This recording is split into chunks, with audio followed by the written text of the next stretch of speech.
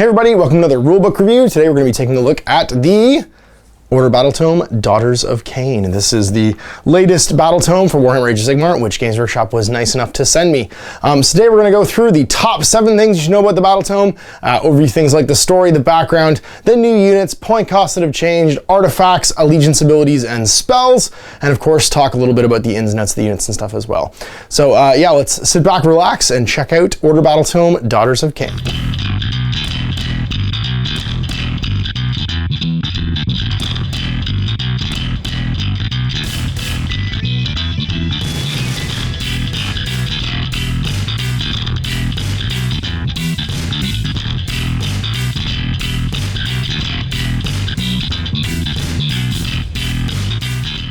So the first, this is very much Morathi's story in a book. A lot like the Sylvaneth book outlined the story of Alariel and the retaking of the Realm of Life. This is about the Realm of Shadows, Ulgu, and the sort of circumstances that lead to Morathi being in the New World. It starts off with her plummeting through an endless misty chasm as she gets vomited back out by the god Slaanesh, who eats her during the end times of the world that was. And then she basically lands in a giant endless ocean. Her instinctive sorcery saves her, and she just sits in like a bubble of sorcery floating around for a while until she finds this distant shore, which is the Realm of Shadow, the Realm of Ulgu. The story basically follows her path to reclaiming her sanity, becoming friends with the elementals and mist demons that live there, and not being able to find anybody else. She explores the 13 different realms of shadow and slowly regains her sanity, but she's all messed up. Her time inside Slaanesh has transformed her into a giant serpent lady. She's basically been tainted. Her soul's tainted by her experiences there, and she does not look like the Morathi that was in the pre-end times back in the old world. Eventually, she stumbles upon Malarian, which is the new incarnation, the god form of Malekith, which was her son in the world that was.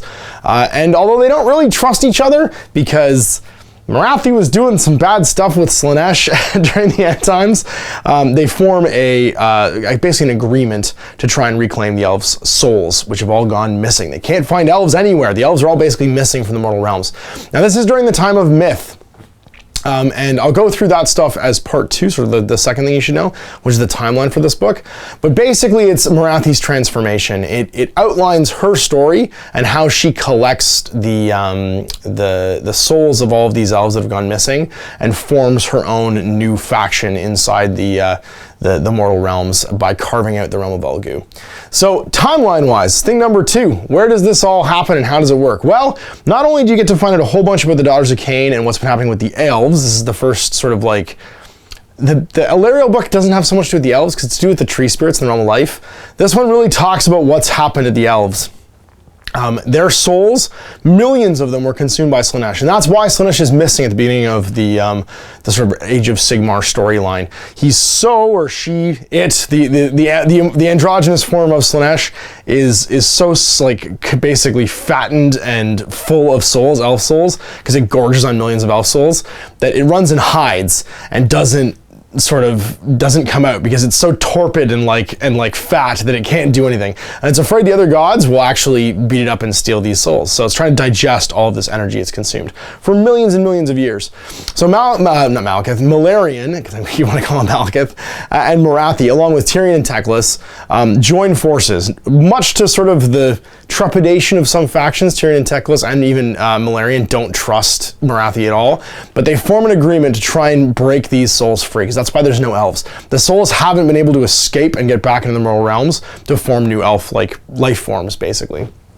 So they ride off using a coven of sorcerers. From the elves they can find, the elf souls that have escaped, they forge basically this trap in between the Realm of Shadow, in this nowhere, to try and lure Slaanesh in with their own souls, lure him out of hiding, and then turn it basically into a trapped prisoner in this nowhere realm. And they succeed, and that's during the Age of Myth. And so during this Age of Myth, when they're forging the mortal realms, Slaanesh becomes trapped in this nowhere, broken open, and then the souls of the elves start to be siphoned off very slowly from it and rescued into the hands of these 4 major powers. Malarian is portion souls, Morathi demands and is portion souls, and then Tyrion and Teclis are portion souls as well. And all these souls get formed into the various creatures and life forms that now elvenly inhabit the mortal realms. And they're all kind of not okay. So some are formed into these beings of light. Tyrion and Teclis form them into these, like, they go to Azure and they make these like luminescent, they kind of, it harkens to the future of what some other new good guy elf faction could look like. These angelic forms of like these like perfect elf creatures. But then Malarian takes some to his realm of shadow, because he basically owns the realm of shadow, and he portions out a part of it to give to Morathi, the 13th part, which is where Hagnar, her city, is built. He starts making his own elf creatures, these sort of like noble but cold and bleak sort of like elf forms. But every once in a while, one of them comes out messed up, and he has to hide them from everybody else. Morathi does much the same thing, creating her own Daughters of Khaine, and revives the Khaine cult. Basically revives the idea that the old gods might still be alive somewhere, and starts portioning off souls. Now, some of hers come out messed up too, and that's where the new unit types show up. There's the Melusai, which are the snake critter ladies, which are pretty cool. There's two forms of them. There's the Bloodstalkers and what's the other one? Bloodstalkers and Blood Sisters. So Blood Sisters are the melee ones, and they can actually be a battle line unit, which I'll talk about later on. And then the Bloodstalkers are the bow unit, the bow and arrow ranged unit. There's also the Bloodrack Medusa, which is a piece that you can pull off the Cauldron of Blood / Coven Throne. Not Coven, the Cauldron of Blood. And it's a just sort of twisted, in the same sort of sense that Morathi's twisted, monster elf. And so these monster elves kind of have to be hidden, these mutants. They're not really, they don't want to show them to the Stormcast. They don't want to show them to all the other sort of like Order Alliance people, and they try and hide these things. And so as these elf souls come, Hagnar, which is the one city that Morathi is given control of in the Realm of Shadow, starts to be filled with elves, and they all join her cult, because she's basically rescued them. She's rescued them from Slaanesh, and so they deify her, and she proclaims herself the prophetess of Khaine. As all the old gods are considered dead by the elves, this is kind of controversial. And what she has to do is she has to go and start hunting down pieces of the shattered god to try and form back together. Much like the Fireslayers are doing with the bits of the Urgold, which are sort of shattered pieces of their dwarf god. They're trying to find bits of Khaine. And the first thing she finds, guarded by this giant father of Charybdis, is his heart, the Iron Heart of Khaine. And the fact that it starts to beat when she finds it tells her that he can be brought back, basically. And so that's where our story leaves us. We now have this faction. There's other temples of Khaine being built now in cities across the mortal realms. You actually have the opportunity in this book to have your army be part of those temples of Khaine. She has the Iron Heart. She's convinced that Khaine can be resurrected, and this cult is spreading across the mortal realms. Now, the other factions of Order aren't super keen on it, because while these Daughters of Khaine will march to war with anybody, they hate chaos, they fight chaos, they hate all of the undead. There's a lot of mistrust, because you see the Daughters of Khaine walking around, you don't really see the Medusae and the other mutants, which I'll talk about later on, sort of like out in the open, but they're whispered about. And they're not trusted. And so what starts to happen is, because of course she is hungry for power and she's trying to hide her true form, Morathi absorbs a bunch of magic that allows her to basically disguise herself and look more like her old form, so she's not this giant snake critter walking around all the time. And that's actually reflected in the rules for the game. She gets greedy, and she starts to siphon off and starts to tilt the amount of souls being siphoned out of the captive Slaanesh to her. And this starts to unbalance the sort of like the amount of how Slaanesh is caught. And the other Slaaneshi entities out there, the demons and the Keepers of Secrets and stuff, start to hear him calling out from the Realm of Shadow. And what happens is during the Wars Against Chaos, the time of chaos, the Age of Chaos, there's a huge invasion of the Realm of Shadow, and everybody's basically now fighting Slaanesh there. And that leads us up to today, where she's kind of tipped the scales. She's got a beacon now in the Realm of Shadow where all kinds of dudes are flocking, and it's only stopped from being overrun in the realm of her, sort of like her area, the Realm of Shadows, stopped being overrun because Sigmar opens the gates of Azure and launches his crusade to take back the mortal realms. And it distracts the forces of chaos from destroying her. So it's a wonderful story because it firmly plants this model kits and older units from the time that was into the new storyline. It does really revolve around Morathi, so you don't feel bad about using her in your army, although she has a big amount of points. And it's a great sort of like catch up basically to bring this stuff into line in the current sort of setting of Warhammer Age of Sigmar. So let's get to the stuff that you're super excited about if you're watching this for rules, and that's the new units. There are going to be a grand total now of 15 units in your army, where there was only 7 in the current Daughters of Khaine sort of like Battletome, but the stuff from the General's Compendium. We have new units wise, there is Morathi herself, of course, in her 2 forms, a Slaughter Queen, which is a higher level priest than the, it used to be Death Hag. Now, they've switched the name slightly. It was a Death Hag. I think now it's a Death Hag. It used to be like a Hag something, Hag Queen.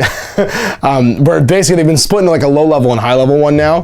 The low level one's still the same points as it used to be, but has new abilities because it's used to bring along somebody new.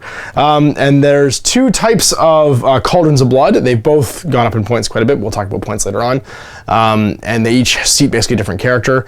And then there, of course, the Avatar of Khaine. You can actually use pretty much any bit that comes on that Cauldron of Blood kit now is its own separate unit too. So when you buy that Cauldron of Blood kit, you get your Slaughter Queen / Death Hag, you get your Bloodrack Medusa, which is still a hero, you get the Avatar of Khaine, which can actually walk off the thing and go fight now too, and then you get your various, whatever you don't use is your Cauldron of Blood, that is just a Cauldron of Blood.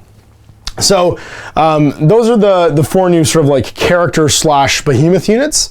And then of course you have your Bloodstalkers and your Canary. Khaineri maybe. I don't want to say Canary because it sounds like Canary. Canary probably, something like that. There's no phonetic guide to this book, so I have to make this up as I go along. The Bloodstalkers, of course, and the Blood Sisters, they make 2 different units, and the Canary make 2 different units, which is Heartrenders and Life Takers, both of which do slightly different things. So much expanded. It does feel like its own standalone army now, because you've got sort of access to a whole bunch more units. So there's also 6 new battalions, and I'll go through that when I get to the actual rule section of what battalions. None of them are the battalion from the General's Handbook, though. These are all battalions that are brand new. Name-wise, they might emulate the rules. I haven't looked that far yet. But we have the Cauldron Guard, the Temple Nest, the Shadow Patrol, the Shadowhammer Compact, the Slaughter Troop, and the War Coven of Morathi. Now, some of these are, of course, their own standalone battalions, and some of them, the bigger ones like the War Coven of Morathi, are take other battalions and mix them together, and then you get this bigger battalion on top of that. So you get, if you take X number of battalions, you get a larger battalion on top of that. So it's the usual thing where some of them you're probably going to be able to use in your match play games, and then some of them are so big just by nature of the fact that it's battalioning battalions that like you're going to play it if you play like a giant apocalypse size game. So maybe not as relevant to like your day-to-day playing of the army. So yeah, so this is number 3, 8 new units, 6 new battalions, pretty exciting. So let's go through some units. Of course, I'm going to open up the book and actually read them. We got Morathi, the High Oracle of Khaine. She starts off in her mortal form. So when she's not walking, or she's not a giant snake lady, she's using her magic to kind of like hide her insane, ugly, like, you know, monster body, and be just sort of a regular looking dark elf or Druki, dark elf. She's moved 6 wounds, 4+ save, 9 bravery. She got 2 weapons, her Heartrender, which is her like little stabby trident thing, her King Triton from the Little Mermaid trident. It's range 2, 3 attacks, 3+3+, -1 rend, D3 damage. So a standard kind of like good leader-y weapon. And then her bladed wings, 2-inch reach, 6 attacks, 3s and 3s, rend -1, and 1 damage. So a potential total damage output of 15 wounds if you hit with everybody. And then of course she has Monster Transformation when she's wounded, or you can just choose to transform her at any time, turn her into like the big giant snake lady. There are pros and cons to both. When she's in her human form, or her I guess mortal form, she's a much better sorceress. When she's a big monster, she's a much better fighter. So there are reasons to keep her in either form. You don't necessarily want to do it right in the first turn. Now, when she's wounded, she might just get mad and change anyway. She's wounded. What happens? She might not be able to do it if you roll a die, and if it's equal or less than her current wounds that have been allocated to her. So if she's taking 1 wound, if you roll 1, she'll transform into Big Morathi. So you might not be able to control it after a while. Luckily though, because she only doesn't have 6 wounds and she can't die, she has the Iron Heart of Khaine, sorry. And because she got the Iron Heart of Khaine, she can never take more than 3 wounds for any reason during a turn. So that's pretty huge. Now there are certain things like the Touch of Nagash or the Reality Splitting Axe on the Corn Lord that could just RFP and remove her from play. So you're gonna have to watch out for those things. I mean, there's only 2 that I can think of off the top of my head that are in the game that could just kill her, because they RFP. They slay the model. They don't do any wounds. They just take them off the board. And there might be some debate as to whether those things actually work or not. All this says is she can't be allocated more than 3 wounds in a single turn. Any additional wounds or mortal wounds allocated to her in the same turn negated and have no effect. That, I don't think those have any text that say they do the remainder of your wounds. I think they just say you're killed. So I think those technically work. Debate in the comments. Go ahead and tell me if they do or not. And then she's a Sorceress Supreme. It's kind of like a Taco Supreme, but better. She adds 1 to casting and unbinding rolls from Morathi, and she doubles the range of all of her spells. She just doubles them all. She is, of course, a wizard. She can cast 3 spells in your hero phase and unbind 2. She knows Arcane Bolt, Mystic Shield, and Black Horror. Plus, she'll know 1 if your allegiance ability, of course, is, and we'll get to those ones when I talk to the spells and artifacts. She'll know 1 from the spell list for all the sorcerers that are here. Now, Black Horror, Orange and Apple's Black Horror, one of my favorite all-time names for a spell from way back. Like, this is like a 6th, 7th, and 8th edition spell. It's casting value 7, 18-inch range, 36 for her, of course. So you roll a die. On a 1, they take a mortal wound. On a 2 to 3, they take D3 mortal wounds. And on a 4+, they take D6 mortal wounds. Bananas. She just has, like, she's just chucking mortal wounds. Like, just with her base spell list, without any of the special spells from her allegiance traits, she's got potential to do 9 mortal wounds if you get a 6 and if you get a D3, because you can bolt at 36 inches and you can Black Horror at 36 inches. She's +1 to cast and she can cast 3 spells every turn. So if you pick one of the offensive spells from, and there's some good ones from the list later on, she is just like a mortal wound machine. And can't be killed in the first turn. And she just shoots, like, she shoots the board, basically. If she's in the middle of the table and she can see you, she can just drop mortal wounds in the end. She'll almost delete a unit a turn. So there is, you can see, there is a reason that you want to keep her, like, in this form as long as you can and hopefully not have her transform. But if the enemy really dedicates any shooting to her, there's a 50-50 chance she just turns next turn. And you almost want to just do it automatically because she could just die the turn after that if she takes the rest of her wounds. If she only takes 2 wounds, you can probably keep her a sorceress until turn 2, but if she takes 3 wounds in the first turn, you're going to want to transform her because she might just die and then you've lost a 400-point behemoth, like, because you couldn't keep her safe. And it's hard to keep guys, especially characters, safe in Age of Sigmar. Now, when she transforms into Shadow Queen, she's movement 14, and when she transforms, you place her as close to the position that she was as possible, within 4, like, you have to do as close as you can, but if there's, like, stuff everywhere and models everywhere, you can place her anywhere within 14, but that counts towards her movement for the next turn when she arrives, which is crazy.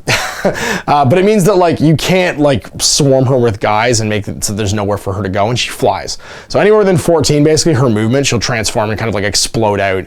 So it means you can't, they've kind of thought of the idea that you can kind of game placement on transforming models and just, like, surround it with a cloud of guys and make it so that you can't do that. You'd have to have a 28-inch circle surrounded completely with dudes to try and stop her from being able to transform and place the model.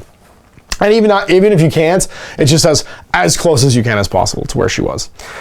And of course, she can be set up within 3 inches of the enemy because she might be in combat at that point too. You do transfer over any wounds she's been allocated. So she has 12 wounds, a 4+ save, and bravery 9. So you could potentially start with 9 wounds if you take a bunch of wounds in the first turn. Or if you risk it for the biscuit and keep her on for another turn and then are down to like 1, she could be all the way down to like 6 or 7 wounds. She is still pretty squishy, only a 4+ save, but of course she can be Mystic Shielding herself every single turn, which you probably would do to give her a 3+ save, just to keep her alive. She's got her Gaze of Morathi, which is a 6-inch range. 1 attack hits on 2+. And it's because she's basically a Medusae. If your target is hit by the Gaze of Morathi, pick a model on that unit and roll a die. If it's equal to that model's wound characteristic, if it exceeds the wound characteristic, it's slain. So a great way just to pick off 3 wound models, just be like 4+, you're dead. I look at you within 10 inches or 6 inches, you just die. And it's not, it's a bzot. It just kills things from reason for play. So low wound models, you can also risk it for like 5 wound characters, try and roll a 6 and just kill them. You're probably just gonna use it to remove like 2 or 3 wound models every turn if you can. She has Heartrender still, 2-inch range, attacks go down based on her current wound count. So if she's unwounded, or up to 2 wounds, it's 6 attacks, 3+, 3+, -2, damage flat 3. So of course, when she's in Giant Snake Form Lady, that Trident becomes way more damaging. And she could potentially do 18 wounds with it. 3s and 3s, -2 is pretty good too. Crown of Serpents, 1-inch range, 5 attacks. Her like snake hair actually attacks you. 3s and 3s, no rend, 1 damage. And then her Venom Tail, 3-inch range, 1 attack, 3s and 3s, -2, and it's 6 damage at the beginning. So she's like flat, potentially 30 damage, just outputting. Crazy in combat. Now, the Ironheart of Khaine is still on her, so she cannot be healed ever, but no more than 3 wounds can be allocated to her in a single turn. That means that when she's in her monster form, even if she's down to like 9 wounds, you cannot kill her immediately. Like, she is going to be on the table if you transform her on turn 2 for at least 2 more turns. Like, the earliest you can kill her is turn 4.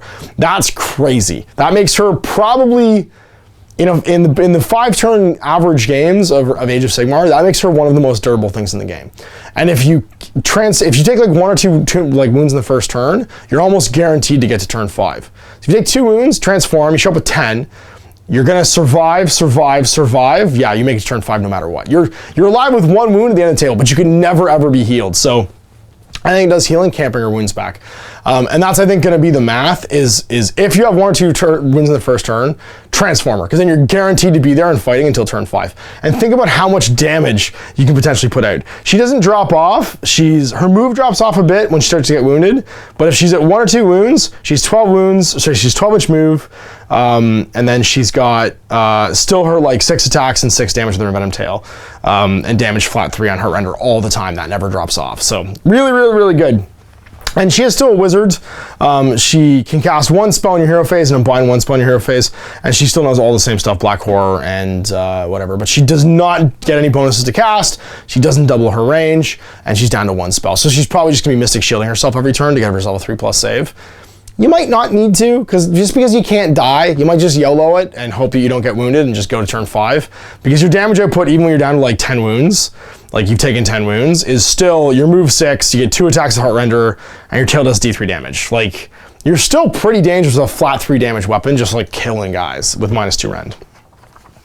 Then we got some new stuff, the Hag Queen and the Slaughter Queen. Hag Queen, of course, is the Death Hag from before. Move 6, wounds 5, 5+ save, bravery, Blade of Khaine. I'm gonna come back to her abilities, actually, and the Slaughter Queen's abilities.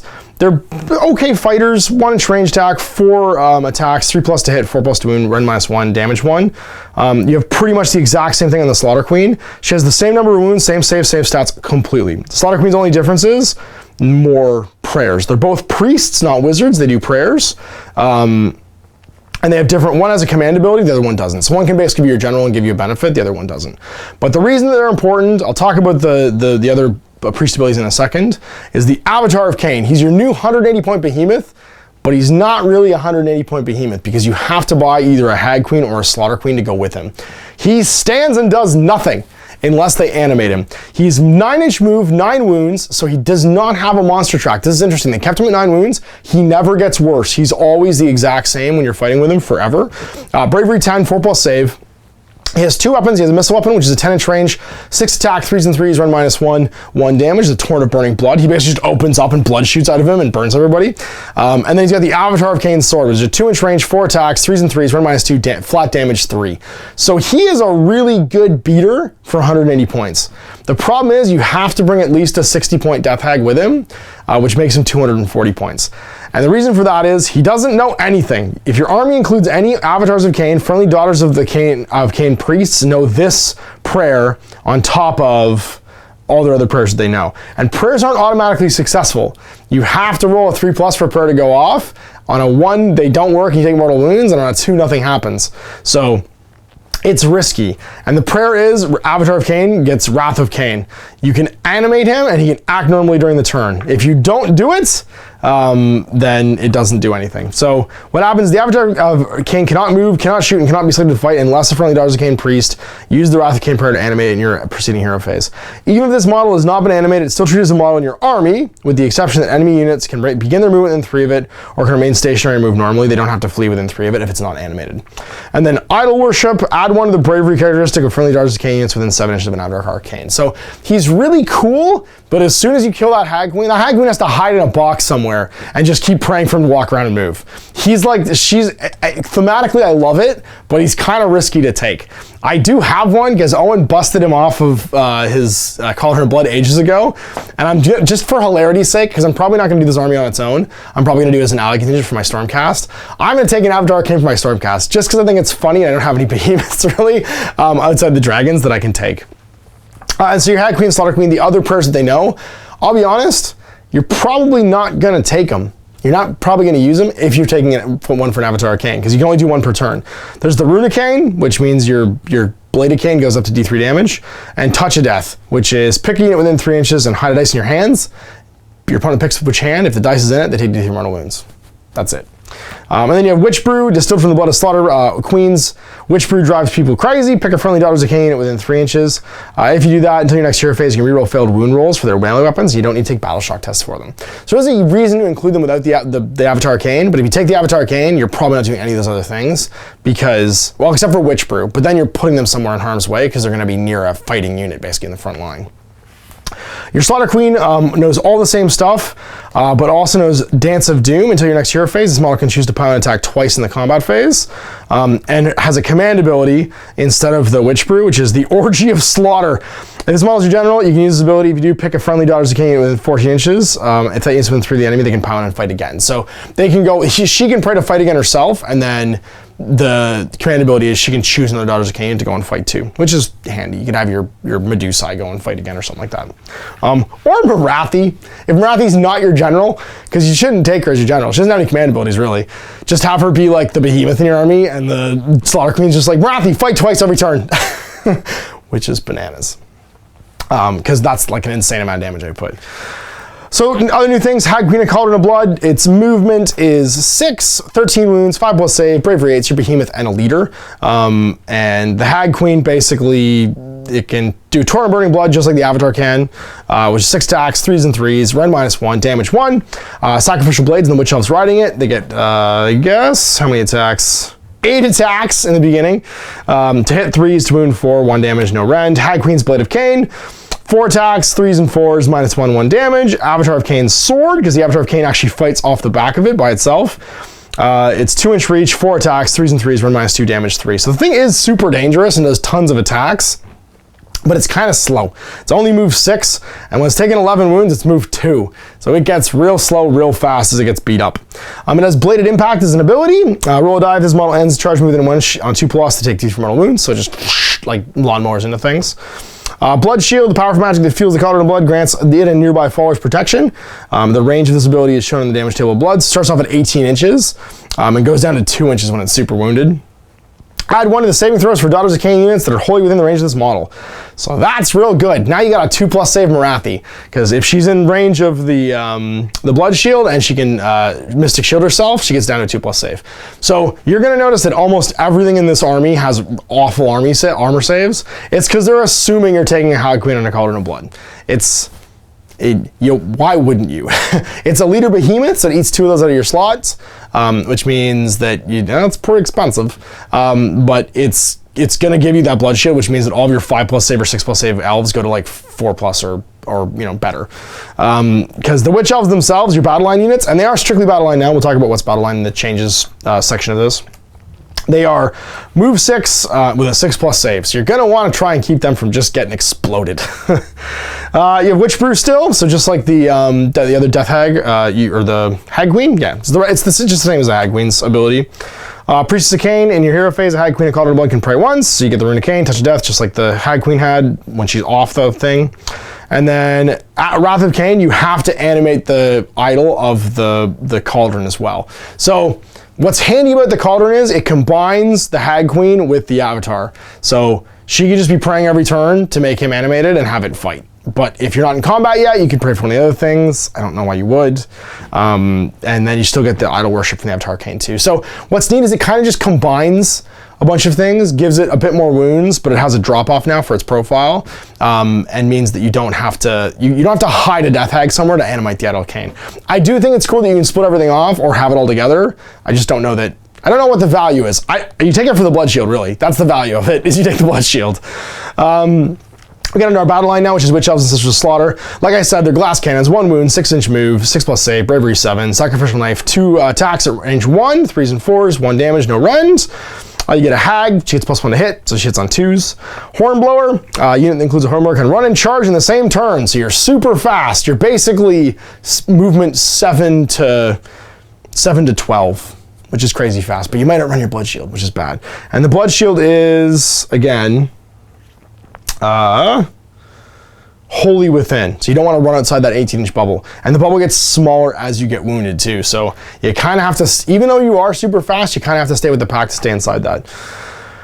You have your Sacred Standard. Models in the unit can be standard bearers. If you have one, you can take battle check toss, roll 2 dice, and discard the highest result, which is nice. Paired Sacrificial Knives. Add one of the attack characteristics of Witch Elves if they are armed with Paired Sacrificial Knives. They usually are, but you can also have Bladed Bucklers. Frenzied Fervor. If this unit's within 8 inches of any friendly Daughters of Khaine heroes, add one of their attack characteristics for Sacrificial Knives. So they go to 4 attacks if they have paired and there's a hero nearby. And then Bladed Bucklers in the combat phase. Witch Elves with Bladed Bucklers have a save characteristic of 5+. In addition, each time you make a save roll of 6 for this unit in combat after rerolls before any modifiers are applied, attacking unit suffers a mortal wound after it's made all of its attacks. So they get the Iron Fist ability, basically the Destruction Ogres have, which is super handy. And of course, you have a 5+ save. You can also get +1 save from the what is it called? The Blood Shield, which means that you can get a 4+ save. And it's before modifiers and rerolls anyway, so you're just looking for natural 6s, which is nice. Then you have Sister Slaughter. Their Bravery 7, move 6, 6+ save, 1 wound. Barbed Witches have a 2-inch range with 2 attacks, 3s and 4s, 1 damage, and the Sacrificial Knife is the exact same as the Witch Elves. 1 attack, 1-inch range, 3+, 4+, and 1 damage, no rend. You can have a Handmaiden, and of course they can do Barbed Witches and Bladed Bucklers. The leader of the unit is a Handmaiden. Add 1 of the hit rolls for Handmaiden. So she hits on 2s yet again. Hornblower, run charge. It's almost the same as the Witch Elves. Standard Bearer, 2 dice, discard the highest for your battle shark tests. And then Dance of Death. Sister Slaughter can be chosen to pile an attack in the combat phase if they're within 6. And can move up to 6 inches when they pile in. So they're super zippy and they can pile in from way far away. So actually really cool second line to hide behind the Witch Elves if you want to have them take the charge and then fight over top with their 2-inch range weapons, piling in 6. Hard to avoid getting the pile in. And then Bladed Bucklers, exact same as the ones on the Witch Elves. They get +1 save. So you can do the whips and the Sacrificial Knives, or the whips and the shields, and they get the bonus pile in. I'm not really sure which is better. I think the Witch Elves are still better just for raw attacks. Just because they get so many more attacks. You can still take the Bladed Bucklers if you want to. Slaughter Queen on Cauldron of Bloods. This is the higher level Witch Elf. Almost exactly the same except for additional command ability, which is Orgious Slaughter, which is the double pile in, so you can have somebody double pile in if you want, including yourself, as long as they have the Daughters of Khaine ability. And then she's the same prayers: Rune of Khaine, Touch of Death, Wrath of Khaine, and Idol Worship. She's entirely the same otherwise. She has a slightly better Sacrificial Blade, same stat line, just she gets command ability for a few more points. And that's Blood Rack Shrine, which has a Medusa on it, which is the 3rd build for that. Same basic profile. It has move of 6, 13 wounds, 5+ save, bravery 8. And then Blood Rack Stare, 10-inch range. And then see below. For Blood Rack Stare, the Medusa stares at you. When you make a Blood Rack Stare attack, pick a unit that's visible to the Blood Rack Shine and roll a die for each model in that unit on a 5+ taking mortal wound. Oh, 10-inch range. So you just pile into 30 orcs and then roll 35 pluses to do mortal wounds. That's pretty good. So really good against death. Ironically, you're turning, I guess, skeletons to stone. Anybody with tons of models, Skaven, Oryx, anybody who's going to take huge floods of models, she just walks within 10 and goes, and they all explode. You've also got your Bladed Impact, just like the other shrines, 2+ deals D3 mortal wounds when it charges. Aura of Agony, the Blood Rack Shrine emits an aura that racks enemies with waves of agony. Roll a die for each enemy unit within 7 of any friendly Blood Rack Shrines start your hero phase. If the dice is equal or beats the score listed in the damage table below, they take D3 mortal wounds. It starts off on a 2+. So roll a die for every enemy unit within 7 at the start of your hero phase. On a 2+, they take D3 mortal wounds. Just pure agony. It's just a bomb of mortal wounds. It's pretty cool. And then Magic, the Blood Rack Medusa, top Blood Rack is a wizard. They can cast and blind 1. Enfeebling Foe is their bonus spell. They know, of course, Mystic Shield and Arcane Bolt 2. On a 5+, if successfully cast, pick a unit within 18 inches, subtract -1 of the wound rolls for those people in the combat phase. So it doesn't affect shooting at all, but you can make the -1 to wound hitting you back. Again, a good debuff because you're so squishy mostly for taking damage, being able to debuff guys, especially if they're 3+ people, like the paladins from Stormcast, really start to drop off when they don't wound on 3s anymore. Then you have Blood Sisters, who are the one of the 2 Snake Lady types. There's Blood Sisters and Blood Stalkers. The Blood Sisters are the Glady ones. They have an 8-inch move, 2 wounds. They're kind of like Stormcast, 5+ save, of course 4+ if you take the Blood Shrine. And then you've got Bravery 8. Heart Shard Glaives, 2-inch range, 3 attacks, 3+3+, -1 damage. So good, like Cuisinarty unit with a decent range. And then they have the Crystal Touch. It has a 1-inch range, 1 attack, and a 4+. If you hit with it, you just do a mortal wound. So they're kind of like each one of them has the Crystal Touch. They're kind of like the Star Soul Maces, but every model in the unit gets 1 attack with it. So if every model needs within an inch, you just get 5 4+, and you do 5 potentially mortal wounds, which is super nice. Now, what's cool about it versus, I mean, it's automatic D3 if you're doing like Star Soul Maces, but these ones will gain from any to hit bonuses. So like if you get +1 hit for some reason because of an aura or command ability or a spell later on, that 4+ becomes a 3+, becomes a 2+, and all of a sudden you're just doing 5 mortal wounds. Like if you get decent dice rolls, you get something just explodes, which makes them super dangerous. And if you take a Bloodrack Medusa, they're battle line, so they can form your battle line units as well. The leader, the Gore guy, gets +1 hit automatically, so hits on 2s with her Heartshade Glaive, and her Crystal Touch does a 3+, so super dangerous, and they're really fast too. Then your Bloodstalkers, which are the shooty ones, they have basically the same ability, but for guns. So the Heartseeker Bow is 24-inch range, 3s and 3s, run -1 damage, so you get 5 shots like that. They're basically Judicators. And then they have Sacrificial Daggers, which are 1-inch range melee weapon, 2 attacks, 3s and 4s, 1 damage. And a Bloodworm on the leader. The Bloodworm is just an additional bonus stack for her, which is 1 attack, 3s and 3s, 1-inch range, 1 damage, no rend. You get +1 hit for the Crone, and all the Crones are accompanied by a Bloodworm. And they have the ability Heartseeker. Each time you make a hit roll of 6+ for the unit in the shooting phase, the target suffers a mortal wound instead of normal damage. So you're just basically rolling 5 dice looking for 6s, and you can throw mortal wounds on people. Kind of cool. I mean, they're super reliable. They still fight okay in melee. If you're looking for bodyguards for backline stuff, they're probably super cool. I think I'll take them as allies. I really wish my Sylvaneth could take them as allies. We'll get to that later on, but the Sylvaneth won't ally. It makes sense Alarielle and Marathi aren't hanging out and being friends.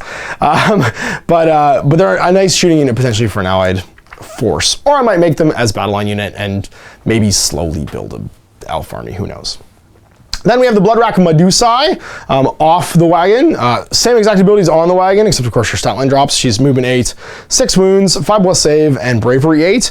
Has the Bloodrack Stare, just like the wagon. It's just taking you in 10, every model take a 5+, take a mortal wound. And then she's just, again, she has Enfeebling Foe, just like when she's on the wagon, and can cast and unbind 1 spell per turn. She has for her melee weapons a Whisper Claw, 1-inch range, 4 attacks, 3s and 3s, 1 damage, no rend. Tail of Serpents, 2-inch range, d6 attacks, 4s and 4s, 1 damage, no rend. And her Bloodrack Spear, 2 attacks, 2-inch range, 3s and 3s, -1 d3 damage. So she's a pretty good fighter. She's fairly, I would say she's a really good like low point game general, because she's pretty beefy for a general. She's got decent fighting stats, and her stare could just be bananas. Then you have Doomfire Warlocks. These are the men allowed to basically like exist. They're also considered by Marathi to be the ones, the elf souls that come out of Slaanesh messed up, and they're made into Doomfire Warlocks. They're forced to just basically be like the outflankers and the outriders of the army. They have a 14-inch move, 2 wounds, 5+ save, bravery 6. They carry crossbows, which is cool. Doomfire crossbows, 10-inch range, 2 attacks, 4s and 4s, rend -1, sorry, no rend, and 1 damage. And they have cursed scimitars, which are range 1, 2 attacks, 4+, 4+, -1, 1 damage. And the Dark Steed can bite for 2 attacks, 4s and 5s, 1 damage, no rend. Now it's an alternate. They're armed with cursed scimitars and ride Dark Steeds, the vicious bite. Some are also equipped with Doomfire crossbows. There's no reason not to give them everything. Give them the crossbows, because it's an also, right?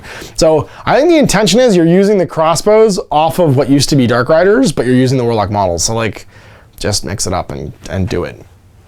You have +1 hit for the Warlock Cursed Scimitar and Doomfire Crossbows Master of Warlocks, like your unit leader. And then it's a Doomfire Coven. Add 1 to casting and binding rules, and they have 10 or more models, because they are actually a wizard as a unit. A unit of Doomfire Warlocks can attempt to cast 1 spell in your hero phase and unbind 1 in your hero phase. They know Arcane Bolt, Mystic Shield, and Doomfire spells. So that's another Mystic Shield they can put on themselves, potentially, if you're not doing it for somewhere else, or another Arcane Bolt. And they know Doomfire, which is their own spell, which is probably used if you've used those spells already by somebody else. Doomfire is 6+. It's successfully cast. Pick an enemy unit with an 18 of any model, and the casting is visible. So any model that's visible, basically anyone in the unit can see this, you can cast it. And they take D3 mortal wounds. If the casting unit has fewer than 5 mortals, D6 if it's 5 to 9, and just flat 6 if it's 10. So just do 6 mortal wounds on a 6+. Holy moly. And they move 14 inches. So first turn, you can just walk up and kill a character. So if you go first, you go 14. Actually, sorry, because you couldn't do it in the first turn. If your enemy comes towards you and comes in 18, you can just pop a character like that, which is bonkers. Really, really good at like sniping characters, because most characters are support characters have 5 or 6 wounds. And if they haven't taken any injuries yet and people don't expect it, you'll just murderize them. Then you have your Khaine. These are the harpy ladies, who are, again, some of the mutants that come out of Slaanesh that are a little different. They come out looking just like elves, and Morathi gives them a job. So they are move 14, 6+ save, bravery 7, 1 wound, barbed javelins on the Heartrenders, 12-inch range. Well, I guess they kind of take the function of 5-man units of prosecutors in your Stormcast army. 3s and 3s, run -1/1 damage. That's a pretty decent little javelin. And then they fight it within melee too. 2-inch range, 1 attack. 4s and 4s, -1/1 damage. So it's not the best, not the worst. They have fly. The leader is a shrike. They get +1 to hit. And then descend to battle. Instead of setting them up on the battlefield, you can place them to one side. In any of your movement phases, they can descend anywhere not within 9 of the enemy, and that's removed from the movement phase. They can just like lightning bolt in. Fire and flight. In your shooting phase, after this unit's finished making all of its attacks, roll a die on a 4+, it can make a 6-inch normal move, and it's not a retreat, but it cannot do it if it retreated or ran this turn. So basically, you can do like a Tau Battlesuit jetpack move on a 4+ after you've done your shooting in the shooting phase. Death from above, you can shoot even if it ran in the same turn. In addition, if the shooting phase changed the rend characteristic of this unit's barbed javelins to -2 if it was set up in the battlefield in the same turn. So the turn you deep strike in, you're rend -2 instead of rend -1, which is kind of cool. And then Heart Piercer Shield in the combat phase. Canary Heartrenders have a save characteristic of 5+ instead of 6+ against shooting. In addition, each time you make a save roll of 6 for them in the combat phase after rerolls but before any modifiers, a Canary Heartrender pierces her the heart, and they do a mortal wound after it makes all of its attacks. That's pretty cool. And then you have the Canary Life Takers. Same basic stat line, but they carry sickles. So 14-inch move, 1 wound, 6+, 7 bravery. And then it's barbed sickle, 1-inch range, 2 attacks, 3s and 4s, no rend, and damage 1. They fly. The Herodrin is their unit leader, and they get +1 to hit. And then they descend from battle just like the Heartrenders do. Fight and flight in the combat phase after you make your attacks. On a 4+, they can move 6 inches back, but it cannot run as part of this move. Death on the Wind, add 1 to the damage characteristics of the unit's barbed sickles if they made a charge turn in the new turns. They become damage 2 if they charge, which is pretty cool. 10 attacks, 3s and 4s, with all the hit buffs and crazy buffs you can get for Daughters of Khaine, which is pretty awesome. And then Heart Piercer Shield in the combat phase, exact same as the other ones. On a 6+, they do a mortal wound at the end of combat. So handy, fast, strikey units. And that is the overview of all of the units in the army and all of the stuff that's new. So let's talk about some allegiance abilities, artifacts, and spells. This is thing number 4 that you should know about this book.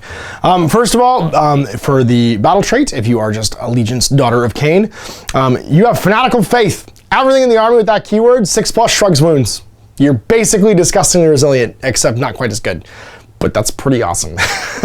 A 6+ shrug for any wound or mortal wound allocated to friendly Daughter of Khaine unit. Just anything across the army, just for that Allegiance trait. Again, makes Morathi real good. Doesn't die. Blood Rights, friendly Daughters of Khaine units gain an ability each battle round. So they have an escalating ability every turn. On the first turn, reroll run rolls of 1. So first turn, get out your deployment zone. Everybody rolls that. Number 2, reroll dice rolls of 1 when making charge rolls for this unit on turn 2. On turn 3, reroll hit rolls of 1 for this unit. In addition, if this unit is an avatar of Khaine, it always counts as being animated. So that's kind of neat. On turn 3, as long as your allegiance ability is Daughters of Khaine, sometimes take him as an ally, your avatar is just always animated because the amount of violence happening wakes him up and makes him fight. That's neat. So turn 3 on. Then you've got, so for number 4, Slaughterer's Strength, reroll wound rolls of 1 on turn 4. And on turn 5+, reroll saves of 1. In addition, you do not need to take Battle Shock tests for your Daughters of Khaine units. All of these abilities are cumulative. So you get all that stuff. You're going to reroll ones for run rolls, charge rolls, reroll ones to hit, and then reroll ones to wound, and then reroll ones of saves. So basically, by the time turn 5's happened, you're rerolling every one basically for a relevant thing for your army across the entire Daughter of Khaine army. And you just get more and more frenzied as you go forward.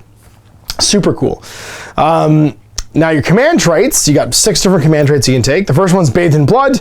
Increase your general's wound characteristics by 1. Of course, Morathi can't do this because she's not going to be able to take any kind of additional stuff because she's the special character. Zealous Order. Bathed in Blood. You get 1 extra wound and you heal when at the start of every hero phase. That's pretty awesome. So any of your leaders, basically, when they're bathing in blood, they get a little bit tougher and they start to regenerate wounds. Again, Morathi can't do this.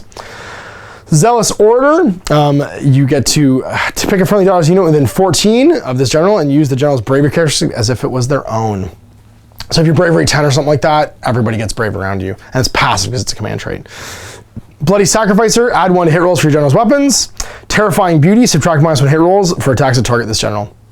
That one I feel is going to be the one that will be used constantly. So you take your general, make it a Death Hag or Hag Queen or whatever, put it on the shrine, and then have it be -1 to hit. Pretty awesome.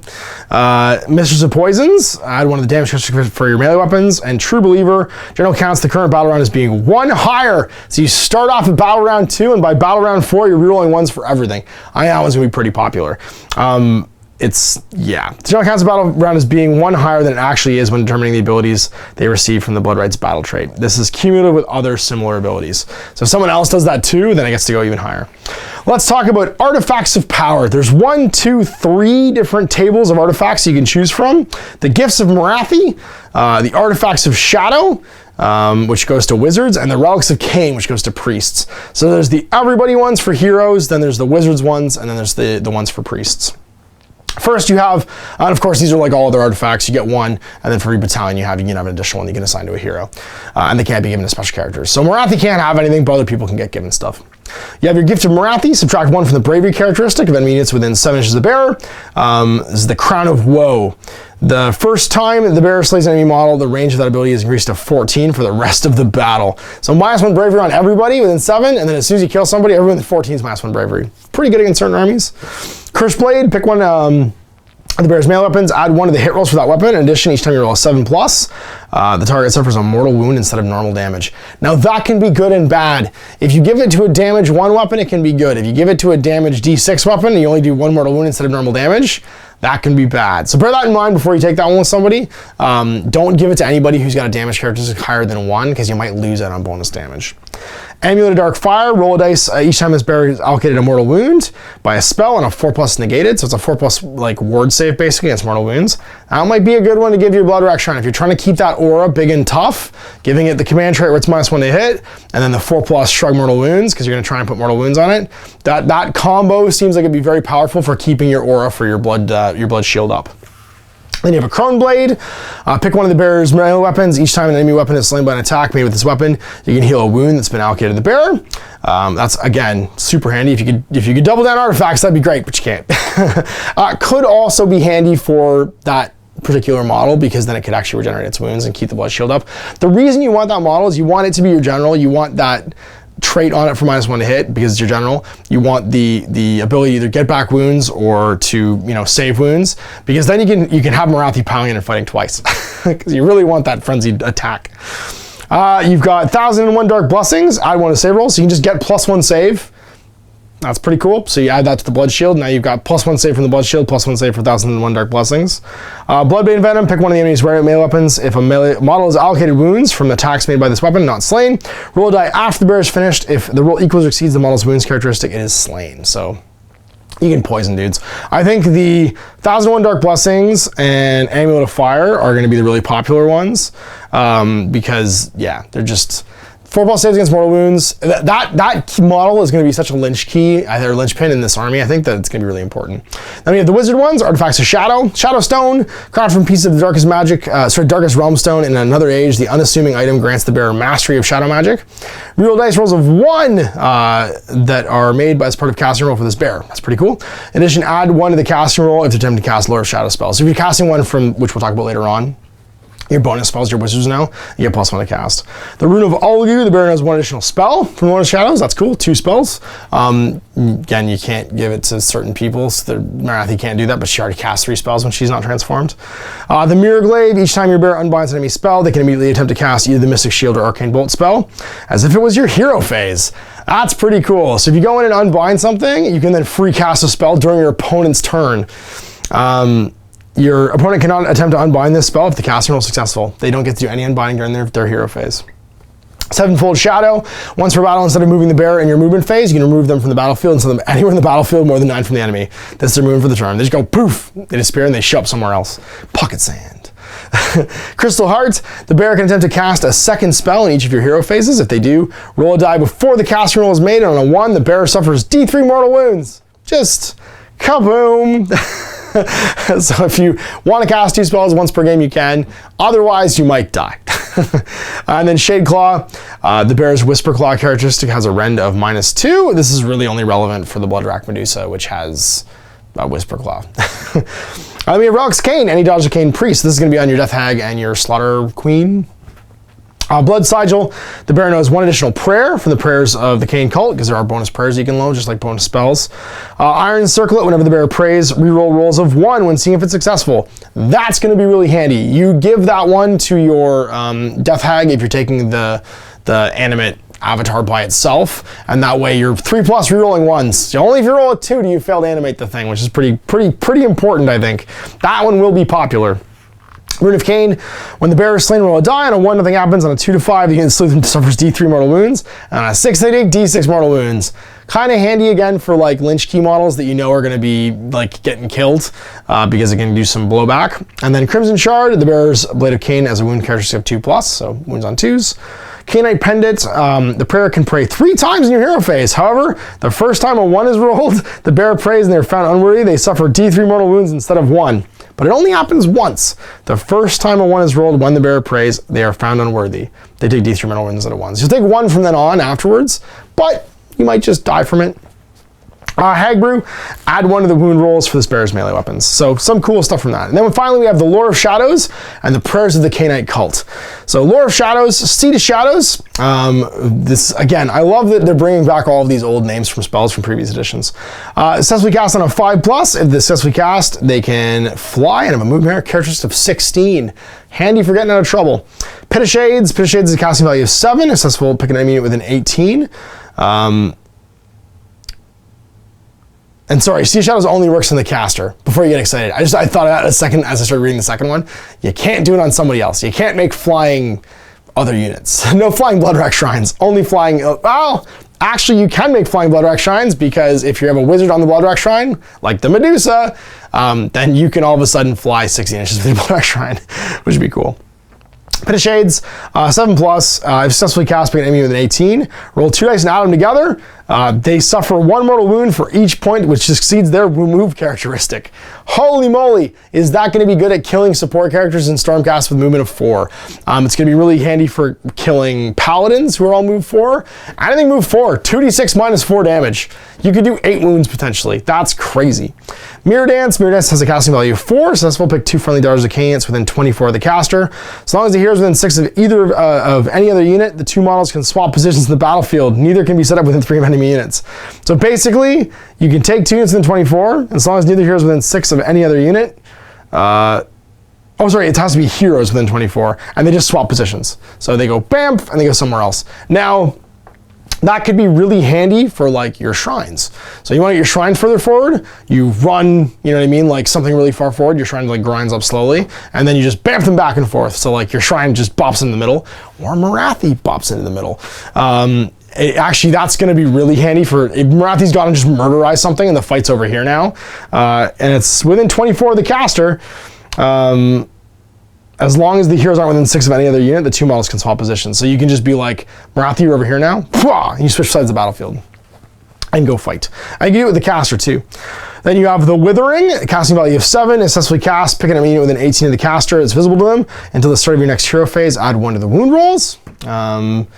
for attacks to target that unit. So you're basically like attacking, you're debuffing a unit and making it easier to wound them, which will affect the whole army, which is nice. Mind Razor, not Occam's Mind Razor anymore, just Mind Razor. 7 plus to cast. A successful unit, pick a friendly Daughters of Khaine within 18 of the caster until the start of the next hero phase. The Ren characteristics improve by 1. In addition, the damage characteristic of the melee's weapons is increased by 1 when they're attacking someone with a lower bravery than them, because they're not as smart. So your bravery 7 across the board. Most things are bravery 6. You're probably going to be feeling pretty good about that. Like, you could take your blood, these guys, the Melusai, the Blood Sisters, and give them all damage 2 glaives against everything that's bravery 6 or less. Plus, you've got stuff in the army that reduces bravery, so that's a pretty relevant spell. And then you have Shroud of Despair. Shroud of Despair has a casting value of 4. If successfully cast, pick an enemy unit within 18 of the caster that's visible to them. Until the start of your next hero phase, subtract 1 from the bravery characteristic of that unit. If the spell was successfully cast with 8 or more, take D3 mortal wounds. Sorry, subtract D3 from the bravery instead. So you can make everybody sad and run away later on in the fight. So those are our Lore of Shadow spells. Then we have the Catechisms of Murder from the prayers of the Khainite cult. Pick a friendly Daughters of Khaine within 14 of the priest until the start of your next hero phase. Each time you make a hit roll of 6 after rerolls before modifiers. For that unit in the combat phase, the attack inflicts 2 hits instead of 1, so you do double hits. That's pretty cool. Oh man, imagine that with Morathi. So you pray for that with Morathi. You get her to pile in twice. So you command trade to get her to pile in and fight. And then you do your Catechism of Murder on her. Well, you do Catechism of Murder on her first. So every roll of 6 to hit does hits twice with her damage 6 tail. Oh man, holy moly, or flat damage 3 claws. You can literally, like, it feels like almost everything in this army is just about designing to make Morathi just this unstoppable killing machine that just floats around the battlefield, like killing everything. Because already that's what I see happening is it's stuff and Morathi, and the stuff makes Morathi get even more insane and fight a bunch of different times and murder everything. Yeah, because it's doubling the hits with her damage 3 weapon. Blessings of Khaine. Pick a friendly Daughter of Khaine within 14 inches of the priest until the start of your next hero phase. Reroll Fanatical Faith rolls. Yay for that unit. So they get to reroll their 6+ shrug. Martyr Sacrifice. Pick a friendly Daughters of Khaine within 14 inches of the priest until the start of your next hero phase. Each time a model in that unit is slain in the combat phase, roll a dice. On a 5/6, the attacking unit suffers 1 mortal wound after it's finished making all of its attacks. That's a good reason to not kill my guys, because you're going to take a mortal wound. Crimson Rejuvenation. Pick a friendly Daughters of Khaine within 14 of the priest. You can't pick Morathi in either of her forms. Heal D3 wounds. I like that it says you can't pick Morathi. Although, if you do the math, she'll always make it to turn 5 with 1 wound left. You can heal up to D3 wounds that have been allocated to that model from that unit. Covenant of the Iron Heart. Pick a friendly Daughters of Khaine within 14 of the priest until the start of your next hero phase. You don't take battle shock tests for them, so it's cool. It's like an extra command ability. Sacrament of Blood. Pick a friendly Daughters of Khaine within 14 of the priest until the start of your next hero phase. It counts the current battle run as being 1 higher, and it's cumulative from the traits and stuff too, so you can make them push into the rerolling different ones. So there you go. More ways to make Morathi crazy, and there is the spells, artifacts, and battle and command traits for the Daughters of Khaine. So here's the 5th thing that I'm super excited about that you need to know about this book, and that is that you can actually theme your armies around a different city. I think this is so cool, and to my knowledge, this is the first time that having an associated theme for your army gives you in-game benefits. There's 4 cities listed, Hagnar being the big one, Drakai Geneth, and then you've got the Kraith and Kael'bron as your other ones that you can pick from. Now, if you're from that city, you get additional abilities for being basically like allegiance abilities. So it's like your allegiance is Daughters of Khaine, and then you have an additional allegiance for your city that you can pick as well. Kind of like chapter traits in 40k. So abilities, the Daughter of the First Temple for Hagnar. Whilst a Hagnar unit is benefiting from the Zealot's Rage ability from the Blood Rights battle trait, you can reroll all failed hit rolls of 1 instead of, all failed hit rolls for the unit instead of just rerolling 1s. Additional bonus for that command trait. War Scroll Battalions, a Hagnar Cauldron Battalion can also include 1 Avatar of Khaine, or an additional Cauldron of Blood, so it gives you some bonuses for the War Scroll Battalions. You've got your command trait, a Hagnar General must have the command trait instead of the ones listed on page 51. Devoted Discipline, whenever your Fanatical Faith rolls on a friendly Hagnar unit within 7 of the General, they get a 5+ instead of a 6. That's the coolest part of this. If you use that command trait every round, so you're not going to use it to, make Morathi go and fight again, but you up every unit within 7, yeah, and it's unit, not models, they get a 5+ shrug wounds instead of a 6+. That's super cool, just for picking Hagnar as the city that you come from. Then you have Drakai Geneth, Bladed Killers, and remember, that command trait is the bonus one. It's a bonus one that you have to take for your general. Bladed Killers, add 1 to Drakai Ganeth. Add 1 to hit rolls for Drakai Ganeth units in the combat phase if they charge in the same turn. So just +1 to hit. That's real good for Blood Sisters with their 3+ Mortal Wound Crystal Touch now. So I told you there was ways that we'd make this better. War Scroll Battalions, a Drakai Ganeth Slaughter Troop Battalion. Can also include 2 units of Witch Elves. So again, this just adds more units to certain things. Artifacts of Power, if your army includes Slaughter Queens, 1 for the following Artifacts of Power instead of the ones chosen from page 52 and 53. So your Slaughter Queens can have a Dark Sword. The Dark Sword's attack characteristic is 4. So you get a whole bunch of extra attacks with your Dark Sword. Then we have the Kraith. They are Disciples of Slaughter. Roll dice for Kraith units that is fought in combat if they're within 3 inches. On a 6, you can pile in and attack from that unit for a second time. So basically, any of your units that are from that city. So if you just pick that city, roll a die every time you're within 3 at the end of a fight, and then you just pile in and fight again. So you get hot dice, you can just have every unit in your army piling in and fighting twice, which is pretty cool. War Scroll Battalions, a Kraith Cauldron Guard Battalion can include any additional number of Hag Queens. It can also include any number of Slaughter Queens. You get extra heroes, basically. Artifact of Power, 1 Kraith hero must have the following Artifact of Power instead of 1 chosen from the other ones. The Venom of Nagendra. Once per battle, just before this hero is chosen to fight in the combat phase, you can use the Venom of Nagendra. When she does so, choose one of her melee weapons, but not a weapon used by a mount. The attack characteristic is 1 for the remainder of the turn, but it does D6 mortal wounds instead of normal damage if it hits. So just pick any melee weapon that hits on a good number, like 2+, 3+, and it just does D6 mortal wounds if it hits. That's crazy. And then finally, there's Calibron, a Concealment and Stealth. Subtract -1 to hit rolls that target Calibron units in the shooting phase for your whole army if you're from that city. That's crazy. Now, it doesn't really say what you do to, like, if there's any restrictions for picking cities. I don't think there are. It just gives you a list of your cities and says be from one of these places. It's really just what's in this list. So you can just say, I think this one's gonna be probably the most popular one. We're from Calibron. -1 to hit my whole army. In the shooting phase, period. War Scroll Battalions, a Calibron Temple Nest Battalion can include up to 2 additional Medusae units if they want. So you can add in 2 different of the Blood Sisters or Blood Stalkers.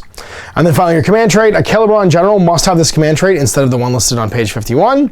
Mistress of Illusion. At the start of your hero phase, you can pick a friendly Calibron unit within 7 of the general.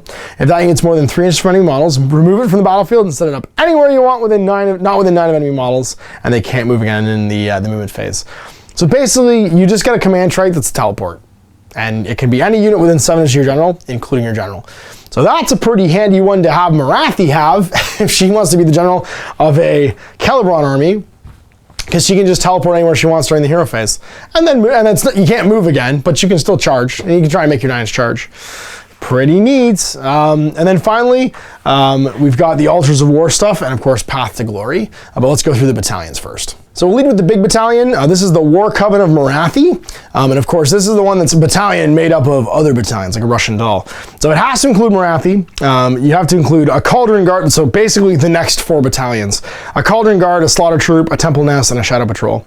The abilities of this battalion are Blood Rituals. If your army has Daughters of Khaine allegiance, units in this battalion count the current battle run as being 1 higher, so you always run on turn 2 for your fanatical devotion. This is cumulative with any other similar abilities like True Believer or Sacrament of Blood or whatever. Devout Followers do not take battlefield tests for War Coven of Morathi units if they're within 18 inches of Morathi. So she just makes them all immune to it. Now that one's going to cost you 100 points. It's not bad, but really it costs you 100 plus all of the other battalion costs, which is like another 4. It's probably 500 points in battalion points to unlock all of it, because you have to take these other troops as well. The Cauldron Guard, which is the first one, it has to include a Hag Queen, 2 units of Witch Elves, and 2 units of Canary Life Takers. And your bonus is Frenzied Devotees. Add 1 to run and charge rolls for units from this battalion. So it makes you fast. It is 100 or more points. It's 100 points for +1 to run and charge. Slaughter Troop. Gladiatorial Acrobatics. Slaughter Trooper can retreat and still shoot and charge in the same turn. And it includes 1 Slaughter Queen, 2 units of Sister Slaughter, and 2 units of Canary Heart Renders. And that one's going to cost you 80 points. Not that expensive. The Temple Nest. It's a Blood Rack Medusa, 2 units of Bloodstalkers, and 2 units of Blood Sisters. This one's cool because it's basically an army, because as soon as you have the Medusa as your general, those become battle lines. You could have the Medusa and then a bunch of battle line units. That one is 80 points. It is not, I don't think, part of Oh, it is. And then it's the Shadow Patrol is the next one, which is still part of the Warhost of Morathi. It makes sense the next one isn't. The Shadow Patrol is 2 units of Doomfire Warlocks and 4 units of Canary Harpies. So it's like your fast-moving, speedy stuff. Shadow Pass, once per battle round. Instead of moving in your movement phase, 1 unit in this battalion that's more than 3 infantry models can move along the Shadow Pass. If it does, pull it off battlefield, put it anywhere in the battlefield, more than 9 from the enemy. And it's counting as moving. And the Shadow Patrol is probably 80 points. No, 120. Holy moly, that one's expensive. And then this is the one that obviously isn't part of the Warhost of Morathi of the 6. The Shadowhammer Compact, where they hang out with the Storm Bros. It's Storm Bros and Sisters. This is the one I'm probably going to end up building to take this.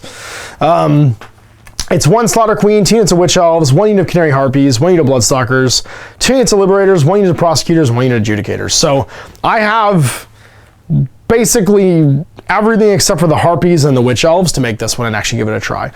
Righteous Fervor in your hero phase. Choose 1 Daughters of Khaine unit from this battalion and 1 Stormcast battalion unit from this battalion that are within 6 of each other. Both units can either make a normal move as if it was your movement phase, shoot as if it was your shooting phase, or pile an attack as if it was a combat phase. And both units must perform the same action. If they can't, then they don't. So like you big unit of Liberators and a big unit of, let's say the Bloodstalkers, and have them all, or I guess Adjudicators and Bloodstalkers, and then have them both shoot in the hero phase, which is super handy. Unfortunately, it doesn't include Blood Sisters, because otherwise you'd have Liberators and Blood Sisters hanging out, Liberators taking the damage, Blood Sisters fighting with their glaives over their shoulders, and then fighting twice a turn. And that's it. So those are our Shadowhammer Compact. That one is 80 points.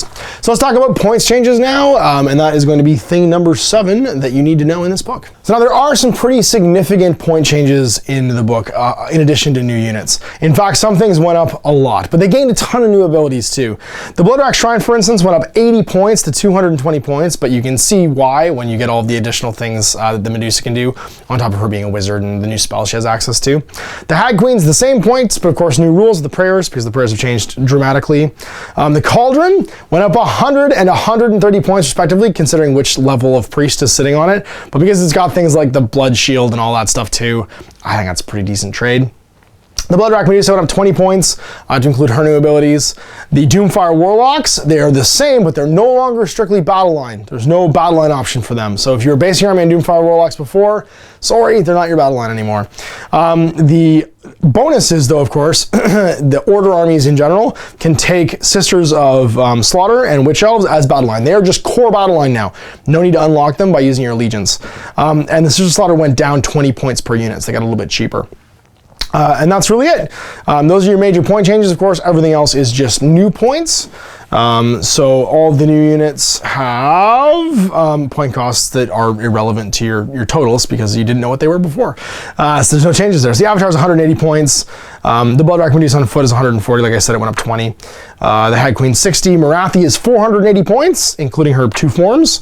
Slaughter Queen's 100, Bloodwrack Shrine is 220, Hag Queen on Cauldron is 300, Slaughter Queen on Cauldron is 330, Doomfire Warlocks 160, Blood Sisters 140, Bloodstalkers are 160, and the Heartrenders are 80, and Life Takers are 80 as well. No discounts for some of these units too to go up into big unit size. Now, of course, on top of that, you're going to get an Altar of War mission, which is a cool thematic mission where the Witch Elves are trying to hide the fact they're getting caught basically making sacrifices by somebody and need to be silenced. And then, of course, you also have all of your cool Path to Glory stuff and Path to Glory command abilities too. So if you didn't want to start off this army with Path to Glory, then you're good to go. I think that this is a really interesting book because what it does is it takes 2 new model kits, 3 model kits, 4 model kits. So you have the Doomfire Warlock model kit, which is also the Dark Rider one. You have the Snake Lady one, which is the Medusa. You have the new Bird Lady one. That's 1, 2, 3. And then the Cauldron kit for 4 and Morathi for 5, and makes an army out of it. It's 5 different model kits, and because they can be built a variety of ways and pieces come out of them, like that Cauldron kit makes like 6 units in the army. You get to combine stuff to do all kinds of different things. Really like that about this book. It gives a bunch of value to models you already had, a bunch of value to your bits box. Honestly, I'm pulling a bunch of the stuff I'm going to be painting up for this out of the bits box because it was just discarded things from when the Cauldron of Blood was being built for 8th edition. And I think that's really neat.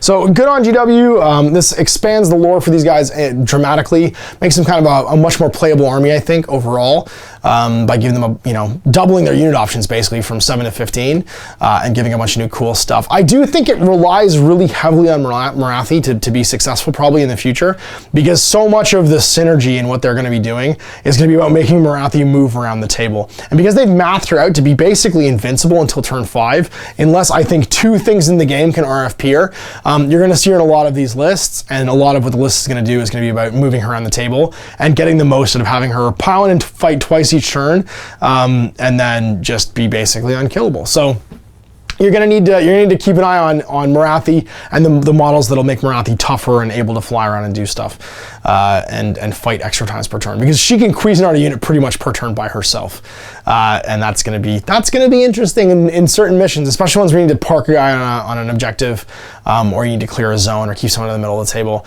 She's gonna be pretty dominant in those regards. So anyway, I hope you enjoyed that. Big thanks to GW again for sending along the kit and the book for you guys to check out. Of course, it goes live for pre-orders today, so go check it out online if you're interested in the Daughters of Khaine. And if you enjoyed this, please like and subscribe, and of course, consider supporting me on Patreon. We'll see you for more of this in the future. Until next time, Ash. Happy gaming. I hope you enjoyed that video. If you want to support the channel, of course, like and subscribe and hit the little bell below so you get notifications when I post future content. I do post stuff 7 days a week. If you want to support the channel further, you can, of course, buy a t-shirt through Spreadshirts, buy a measuring gauge or objective markers from Desperate Designs, or, of course, most importantly, there is Patreon. Patreon is what makes all this possible, keeps the lights on, pays for the studio costs, pays for the equipment, model costs, and everything else, and most importantly, puts food in my kids' bellies and a roof over their heads. Big thanks to everyone, past, future, who supported me. I do this stuff because of you guys, and of course, I will continue doing it as long as I can.